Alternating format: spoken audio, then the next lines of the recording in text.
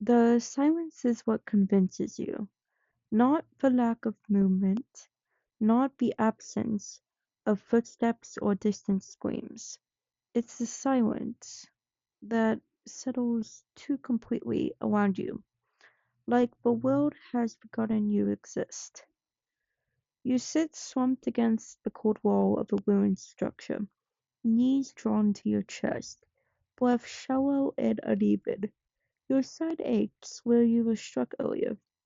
Nothing immediately fatal, but deep enough to leave you weak, dizzy, painfully aware of every inhale. You listen. Nothing. No killers prowling, no generators humming, no signs of life at all. You're alone. The fog curls around the open doorway, drifting lazily, indifferent to your fear. You close your eyes, just for a moment, pressing your head against your knees as exhaustion washes over you. That's when you hear it. Clink. Soft, metallic, almost gentle. Your eyes snap open. The sound is unmistakable. A bell. Your heart lurches violently in your chest as adrenaline floods your veins. You scramble to your feet, pain flailing sharply, and stagger backwards until your shoulders hit the wall. Your gaze darts wildly around the room, searching every shadow, every corner. Hello? Your voice claps. You don't know why you speak. Maybe it's hope. Maybe it's denial. The fog shifts. Then nothing. No follow-up strike. No rushing footsteps. No attack. Just silence. Again. You stand there, shaking, waiting for something terrible to happen. But it doesn't. What you can't see is him. Philip stands just beyond the doorway, his form warped and shimmering, bent by the invisibility that keeps him half removed from this world.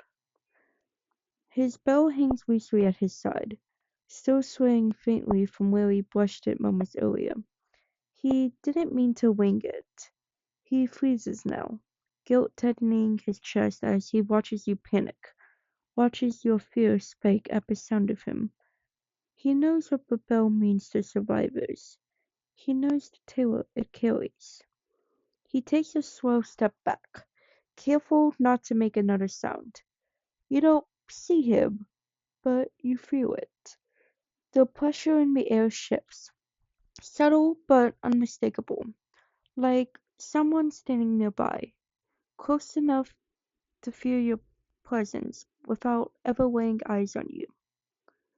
You sink back down against the wall, legs giving out beneath you. Your breathing comes fast, shallow, verging on hyperventilation. You press a hand against your side, wincing as pain flares. Philip watches. He always watches. From the shadows, from the fog, from the spaces between sound and silence. It's what he's been reduced to, an observer, a guardian no one asked for and no one knows exists. He kneels silently a few feet away, movements careful, deliberate. The ground doesn't even crunch beneath him. His head tilts as he studies you, noting the way your hand trembles, the pale of your skin, the way you're fighting to stay conscious. You're hurt. Bad enough to be vulnerable. Bad enough but staying hidden feels like a lie. Philip grips the handle of his bell tightly, knuckles whitening beneath the lappings. He wants to warn you, to let you know you're not alone. But someone is watching over you rather than hurting you. But he knows better. So instead, he stays invisible, stays quiet. But night drags on. You doze in short, uneasy bursts, jerking awake at every imagined sound. Each time, Panic flares, but nothing ever comes for you. The fog shifts, but never encroaches too close. Shadows stretch, but never cross the threshold of the doorway. Once, when distant footsteps echo through the trail, Philip rises slightly and positions himself between you and the sound. He stands there, unmoving, bell tight against his chest so it won't wing. Your footsteps pass.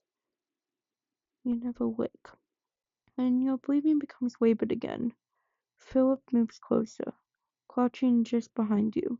He reaches out instinctively, then stops himself, hand hovering inches from your shoulder.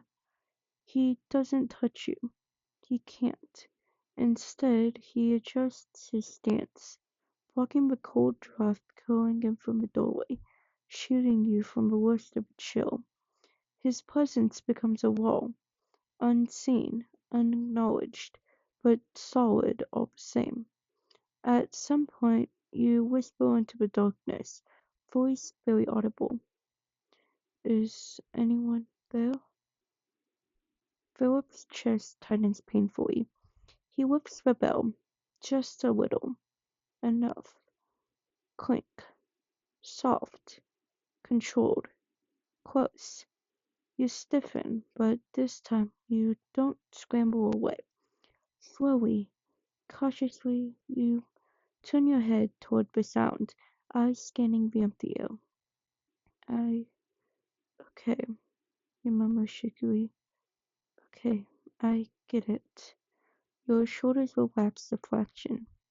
Philip lowers the bell again, heart pounding. He stays where he is, close but not too close, vigilant but restrained. The rest of the night passes like that.